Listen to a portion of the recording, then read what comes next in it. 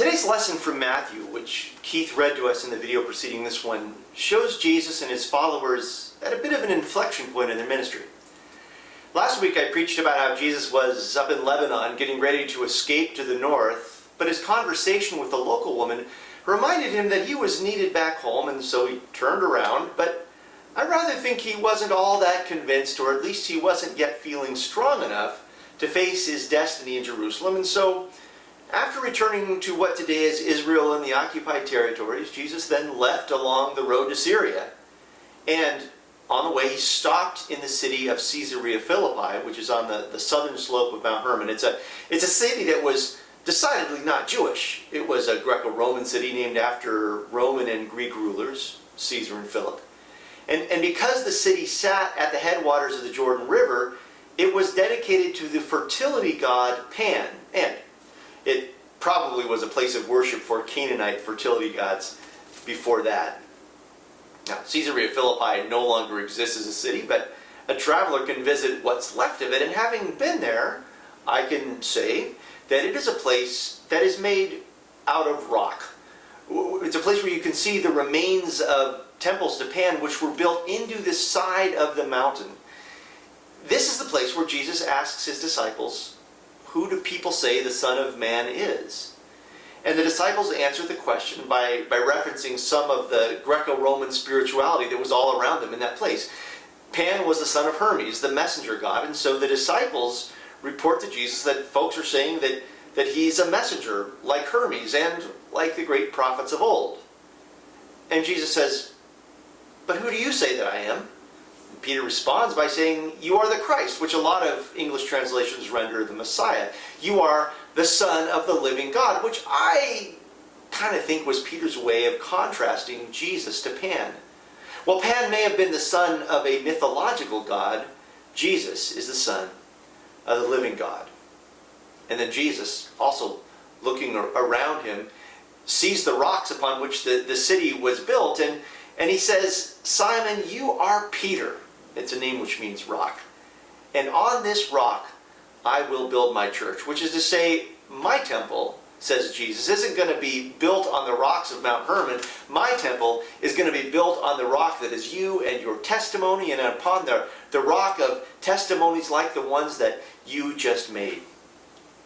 Now, this story is told twice in the New Testament, once in Mark and again in Matthew. And in both of the Gospels that record this story is placed physically at the center of the book.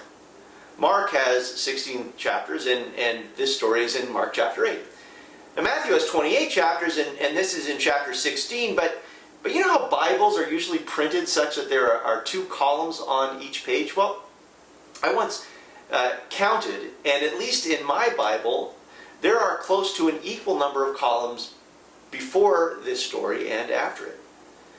The location of the story, both on the road leading out of Israel and at the physical center of the Gospels, seems to me to suggest that this is meant to be a turning point, not just in Jesus' life, but also in our faith and in our spirituality. It asks the question upon which our spiritual lives balance, and I would suggest that this isn't just a Christian thing. Now, I don't know for sure, but I suspect that many religions have a similar question at their center. Whatever name you use for the Holy One, who do you say that the Holy One is? But I think this is a particularly important question for Americans whose faith and spirituality are in the Christian tradition to answer. And I say that because for a lot of Americans, Jesus is white. And the whiteness of Jesus has been used as a way of silencing and sidelining expressions of faith that grow naturally and beautifully out of non-white communities, both in the United States and around the world. Because Jesus doesn't look the same to everyone. Now, there is a lot of really good scholarship out there in which students of the Bible and of the ancient Mediterranean world are trying to piece together the puzzle around the identity of the historical Jesus. And intellectually, I'm a big fan of that work. But Jesus isn't just an historical figure. Jesus also is Christ, the God who walks alongside us as one of us. Jesus is the incarnate expression of the divine, and so Jesus necessarily must look different to different people. And that's important. And think about what we've been going through over the last week. The pandemic is dragging on. The craziness in Washington isn't getting any better. A lingering heat wave reminded us that climate change has hardly reversed course. And just because we thought things couldn't get any worse, California's now annual fire season has jumped into full swing. It is too smoky to be out of doors, and I, for one, am starting to worry about how to evacuate should the fires hit closer to home. It's all very unsettling.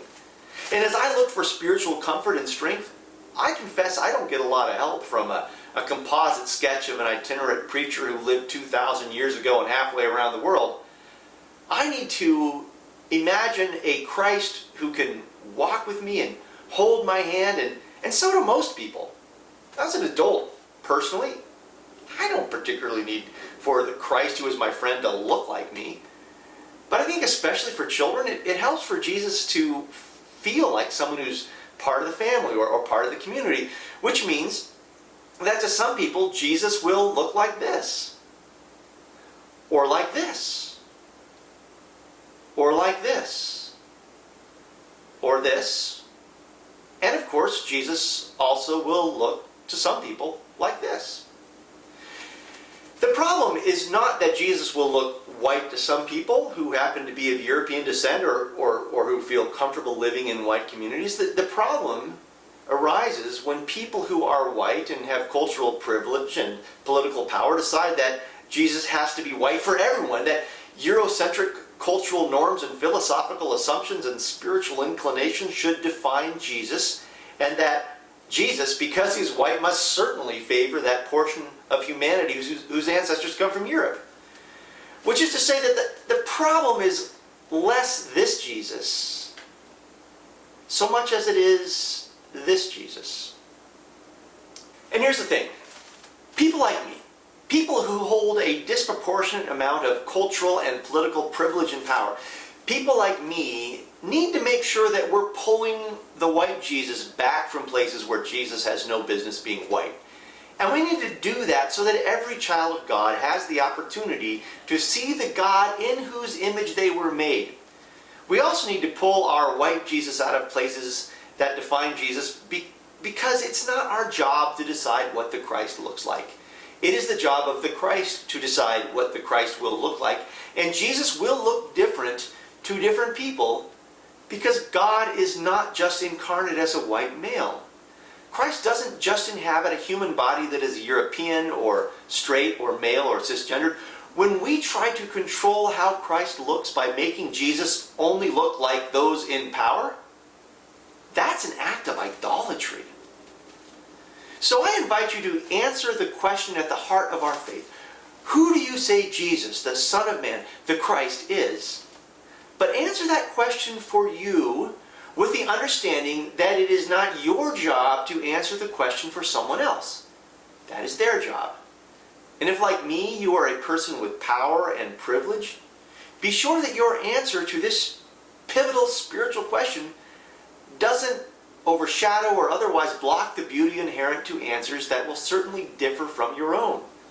Because when Jesus asks, "Who do you say that I am?" there isn't just one answer. I mean, even if we all use the same words that Peter used, even if we all say, "You are the Christ, the Son of the living God," still those common words identify Jesus in a wonderful variety of ways that are as distinct and as diverse as the members of God's family. And that's as it should be. Thanks be to God. Amen.